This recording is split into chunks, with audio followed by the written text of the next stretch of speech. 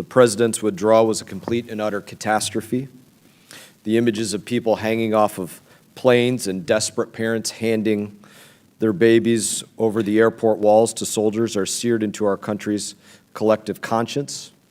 Yesterday, every member of this committee in this room, Republican and Democrat, voted to require the State Department to come up with a plan for reimbursing the numerous outside groups who had to get involved to rescue Americans from Afghanistan.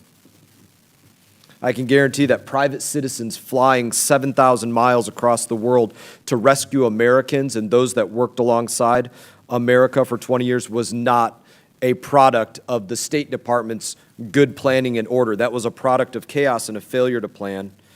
And we have witnesses here today that will be able to give specific pictures of what was happening on the ground that will be clearer and more accurate than any news report that I've seen. And frankly, I believe that's because the White House and its mouthpieces were lying to the American people as they were narrating what was taking place during the withdrawal of Afghanistan.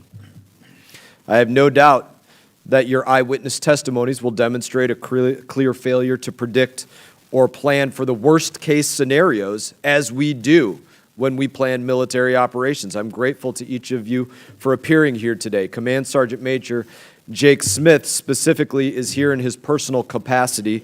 He is an active duty service member, and so I would ask members of the committee to refrain from engaging him in political questions. The purpose of today's hearing is to examine the failure to plan and the major repercussions that it had on diplomatic efforts and national security. This administration said time and time again that Afghanistan was not a war that could be won militarily. That's the administration's words. It could only be won diplomatically. If this could only be won diplomatically, then there is no other conclusion than the withdrawal was a complete and total loss, because that is when we lost all diplomatic options.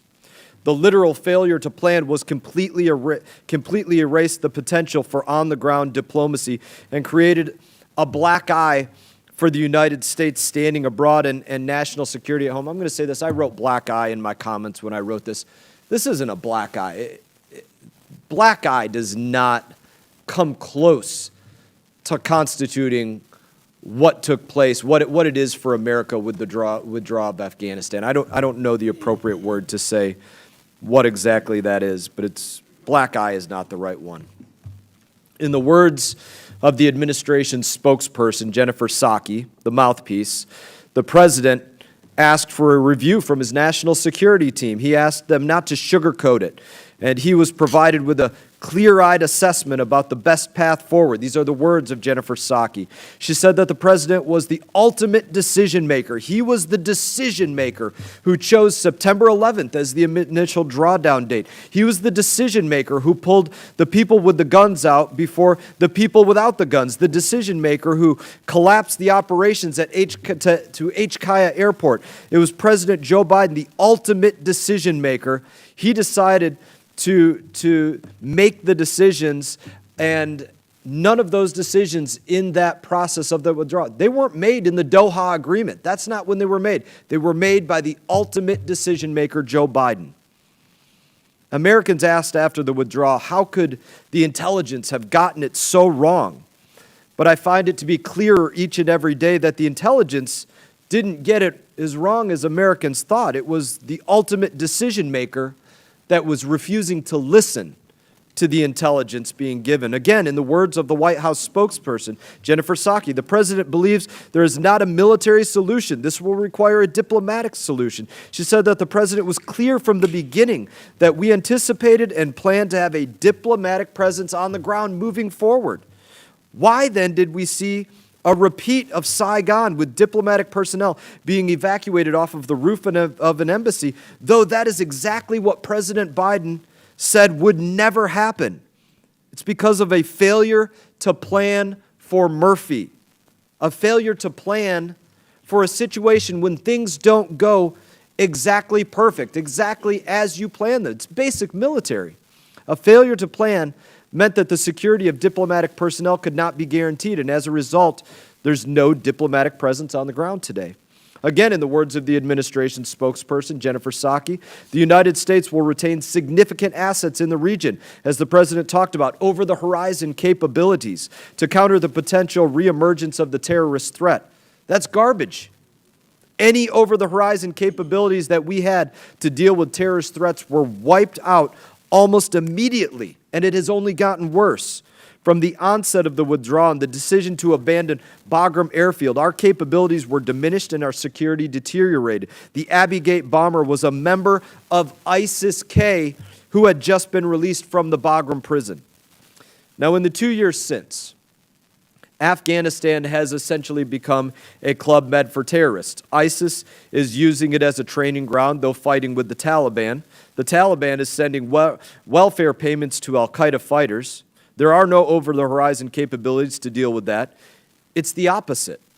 Our adversaries are literally gaining a foothold there. Just 3 months ago, leaders from Iran, Russia, China, they met in Uzbekistan to discuss what they called, quote, regional solutions rather than Western interference in Afghanistan. Our witnesses here today will be able to speak to the situation on the ground, and that the failure to plan wiped out any possibility of what the administration said had to be the victory that was diplomatic efforts. As a direct result of, in my opinion, a failure to plan, not bad luck, bad planning, America mourns 13 of its sons and daughters. We have families sitting in our audience who mourn the loss of their sons and daughters. I've had numerous conversations with the families. And what I've extracted from those conversations is there's nothing that can bring back anybody's children. My colleague, we've lost friends. You all have lost friends. There's nothing that can bring back anybody that we've lost. We look for solace in how we don't repeat the mistakes of the past. That's, to be frank, that's what I've heard from the families. How do we make sure that something like this never happens again? So we're trying to learn so that we don't repeat those past mistakes. But from where I see it, those that made the mistakes are still in the exact same positions today. Or they've advanced in the positions that they hold. And they are now trying to rewrite history in order to tout the withdrawal of Afghanistan as a success. And what that tells me is that as of right now, they haven't learned a thing. Hey everyone, thank you for watching this video. If you enjoyed the video, please click like and subscribe. I will be back on YouTube with more exclusive content, so stay tuned.